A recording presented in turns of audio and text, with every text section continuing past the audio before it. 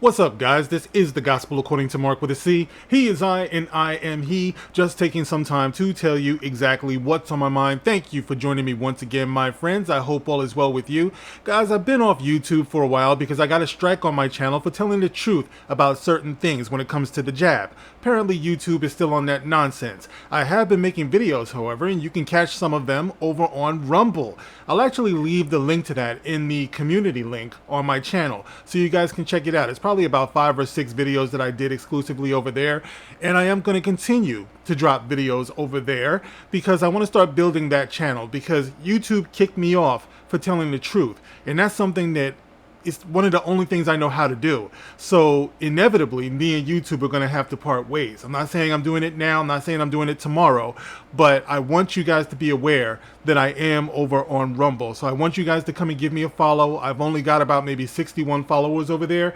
So if some of you could come over there, give me a follow over there, at least we have that as a backup, okay? And when I really want to talk about things that I feel like YouTube is kind of like too pussy to accept, then you'll find it over there. Thank you guys very much. Now, let's get into a quick little statement that I want to make, because once again, like periodically, I feel like it's important for me to clarify something, because Star Wars, you guys know that I am a Star Wars fan. It doesn't mean that I am a Star Wars scholar or fanatic or something like that. I'm not the kind of fan who read all of the expanded universe. I'm not the kind of fan that can tell you every line of dialogue or, you know, things like that. I'm just somebody who has a good time with Star Wars. It's always meant a lot to me. It meant everything to me when I was growing up.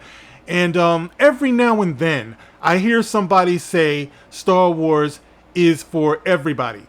You know, I recently actually just took part in a compilation video on Raging Rhino's channel. He produced it, and he got together some of us like-thinking or like-minded people, and we got on there and we read a statement, and it's kind of like a response to a video that was put out last week, where you had a bunch of hand-picked people come out to talk about how Star Wars is for everyone. In the context of there's no room for racists. You know, every now and then they got to do that. They have to come out and condemn racism. And I've always said they are fucking with the wrong fandom when it comes to that kind of thing. This is something that we have already realized. Those of us who are decent, good thinking people. And the insult is the assumption that we don't feel that way. You know, like, why do you go out of your way to make this point, especially in the context of people being critical about the underperformance of Disney, Lucasfilm, Star Wars? It's kind of like they're using it as a distraction, and that's the way we take it. It's like, okay, we know, believe me, we know that racism and sexism, we know that all of that is wrong. We know that, you know, to discriminate against people, to be violent towards people based on their race, based on their gender, based on their sexual preference. All of us can agree to live and let live. But to make this a priority in response to our criticism about what they're doing with these TV shows and movies and stories, you know, you gotta cry foul on that, man. It's some bullshit. It doesn't make any sense, except when you think that they're trying to distract from what the real issue is. Okay, so and by the way, I'm going to leave the link to that in the pinned comment below so you can see what we did on Raging Rhino's channel. But the point is that this concept that Star Wars is for everybody is one that I always push back against. There's nothing wrong with acknowledging the actual fact that Star Wars is not, at the end of the day, for everybody. It's open to everybody. You're open to come in and check it out and stuff like that. Just like a restaurant. When you go into a restaurant, no one's going to keep you out in 2024. You go in, you don't like it, it's not for me. You know, last year I saw, or maybe earlier this year, I saw Dune 2. It just wasn't for me. I know a lot of people love it. I actually watched it and decided it's not my kind of story. It's not for me. I don't like the way Denis did that movie. Okay, so no, there's nothing wrong with saying it's not for you. Star Wars does not have to be for everybody. And I feel that's where Lucasfilm has fallen off, where they think that they can make this thing just available for the masses. Like, it's got to be for everybody, or it's got to appeal and be accepted by everybody. So that is job number one, making sure that you're checking these boxes. We got something for the black people. We got some, or what we think are the black people. We got something for women. We got something for gay people. We got something for white women. We got something for white men. Oh, no. They're not going to have anything for white men, because a lot of these people they've assumed that Star Wars up until now has only exclusively been for white men, so they need to change from that, because it can't just appeal to just white men. It's got to be open to everybody. So since historically what they want us to believe is that Star Wars has been just about white men historically, then that's where the change has to happen. So they can't overtly market anything towards white men. That's just a fact, all right? But what is also a fact is that black men, black women, gay people, everyone has always been attracted to Star Wars. That is the other fact. It just so happens that the exclusiveness of Star Wars comes from the fact that it isn't for every type of person. All right, it can appeal to anyone across the spectrum of humanity, but there are some people. Like, look, let me put it this way. When I was growing up, right, I was in single digits. I'm old. I was in single digits when the first Star Wars came out, right? I was but a tyke. But one thing that I remember about those days, like I wasn't able to see the original Star Wars in the movies when it first was released. But of course, re-releases and things like that. I think Empire I saw was the first Star Wars movie I saw in the movies. But one thing I know for a fact, because I was there, is that there were a lot of people who didn't get Star Wars. They just didn't get it. And you know something? A lot of them were proud to not get it. A lot of us who were into Star Wars had to get ridiculed by those types of people. It was like that for a long time. As a matter of fact, to this day, I'm on a thread on my phone, right, with a couple of friends from work and everything. And at least two of them are Star Wars fans, much like I am. One of them went to go see Return of the Jedi with me. Shout out to Jerry, right? And if we get to talking about Star Wars, the other friend, and here we are, middle-aged, old-ass men, one of them will, without missing a beat, always say, "Nerds! Nerds!" It's the funniest thing in the world. He used to be a football jock. He's just like that guy from the movie. What was the movie? Was it Revenge of the Nerds? It was something like that, where the guy sees some nerds. He's like, "Nerds!" That's my friend Drew. Okay, so whenever Drew sees us talking about Star Wars, nerds! And this has always been our reality. We laugh about it, We're cool, but we know that everything isn't for everybody. And that was probably the joy of growing up when a lot of us did back in like the 80s or the 90s, because we were all, individuality was still a thing. You know what I mean? So yeah, people could be nerds. People could be jocks. Like when you look at the 80s movie The Breakfast Club, that was a perfect representation of that time, because you had goth, you had jocks, you had nerds, you had criminals, you had delinquents, and we all shared that experience, like growing up. But we knew we were not all the same. Everything wasn't for everybody, even if you had a healthy respect for it.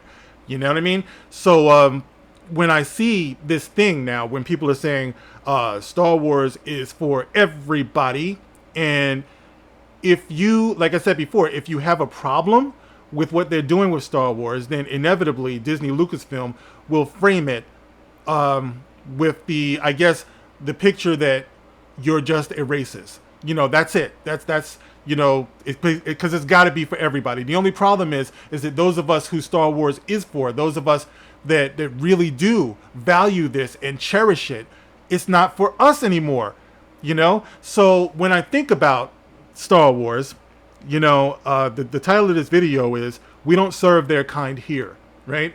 And I believe in that, because people act like Star Wars is just a representation for sunshine and light and everything.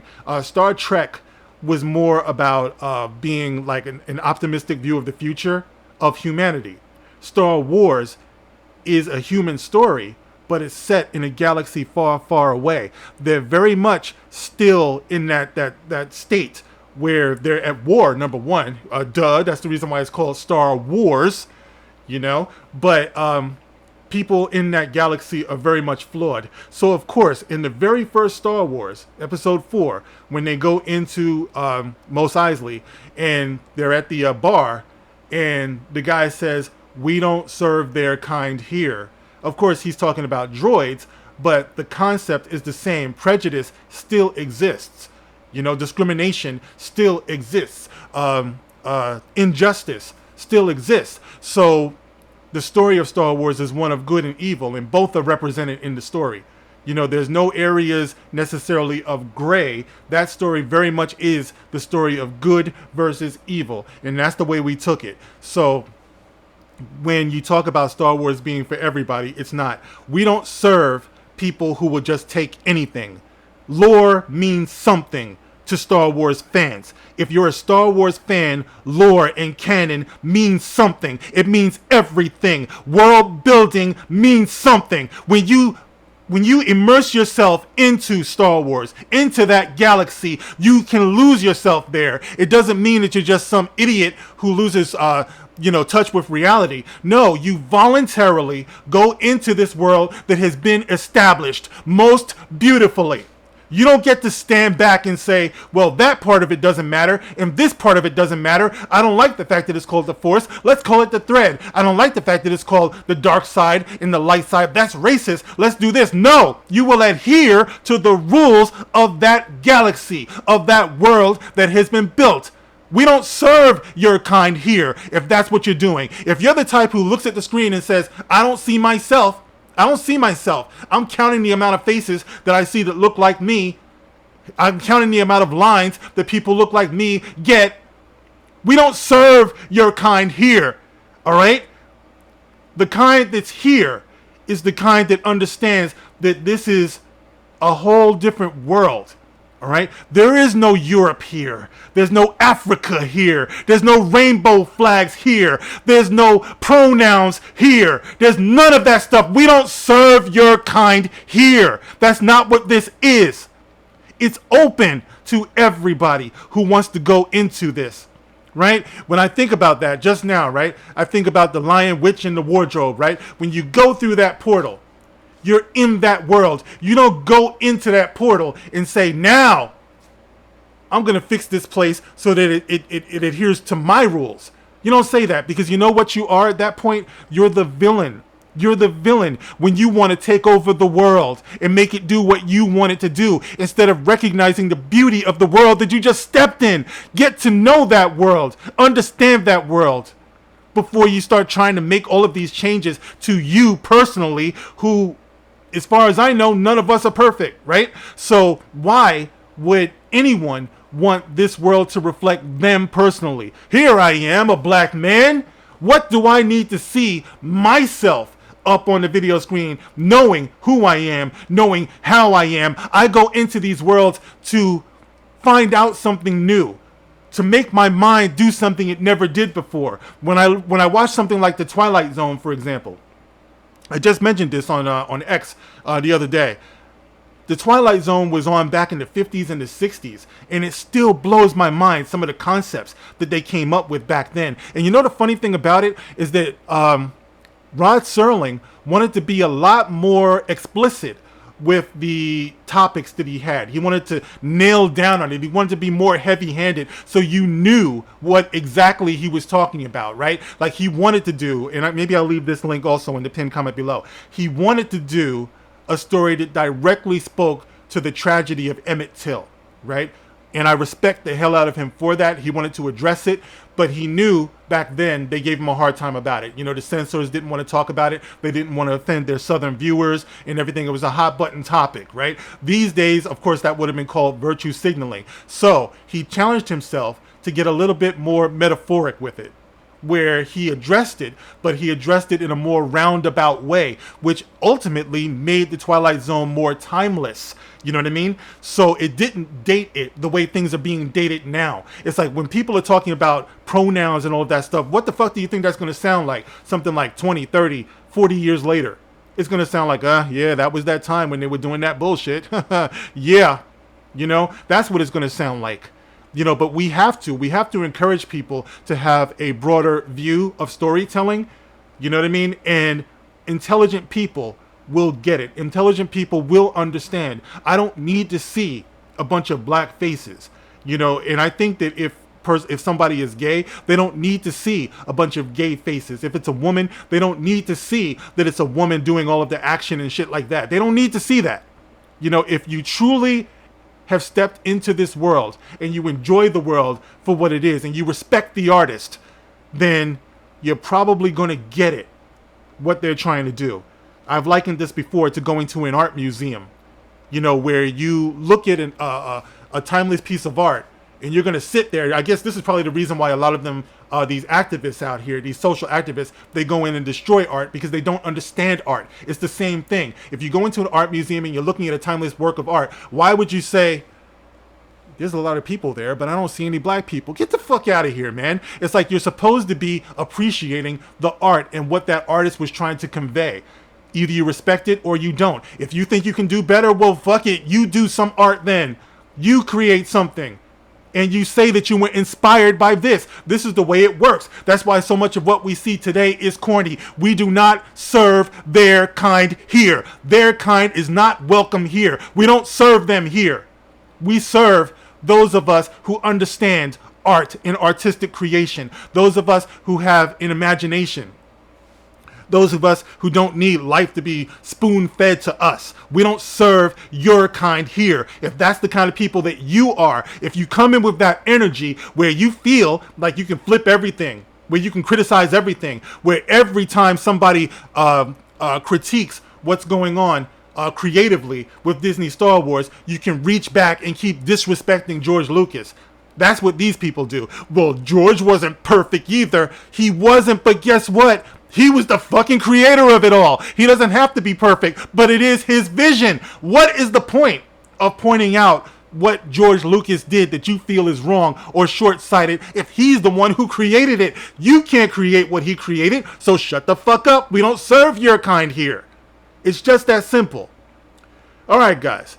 I wanted to make that quick little rant because when I hear people do that, when I hear them come out with all of their little flowers and rainbows talking about it's for everybody, the fuck it is. It's never been for everybody. I lived through it. I've lived through it. People were proud to not like Star Wars back in the day.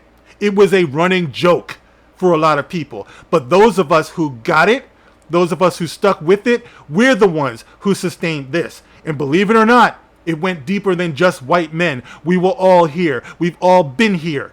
All right? So, we're the ones who look back now and say, okay, Star Wars is for everybody, but it's not for us all of a sudden. That's how we feel. We feel like we're being just kicked out. Those of us who are older, white men, those of us who were there who they never do acknowledge, such as myself. They never acknowledge black men. I've talked about this before. Disney Star Wars is problematic in the way that it represents black people. Black men in particular. It's very, very problematic the way they represent people and claim that they're doing us a favor when they're not, but they're just making a joke of us. I talked about this on previous videos before. I called it the black mask of failure. Every time you want to test something, you want to experiment with something, whether it's racial, whether it's sexual, whether it's gender, you always put a black face on it. And if it fails, like it does most of the time, well, we'll just blame the black people on that. We'll pin that on black people. And you tell me, you try to act like you're doing us a favor, get the fuck out of here. We don't serve your kind here. Okay? We don't serve your kind here. I know you like to ignore me. I get very few views in comparison to other people. But goddamn it, I know what I'm saying is powerful. I don't need your go-ahead. I don't need your permission. I don't need your acknowledgement. You keep on ignoring me the way that you want to. That's okay. YouTube, they can keep on striking me if they want to when I tell the truth. That's okay. Never gonna change until I take my last breath. You will know me. I am the gospel according to Mark with a C. Rock on.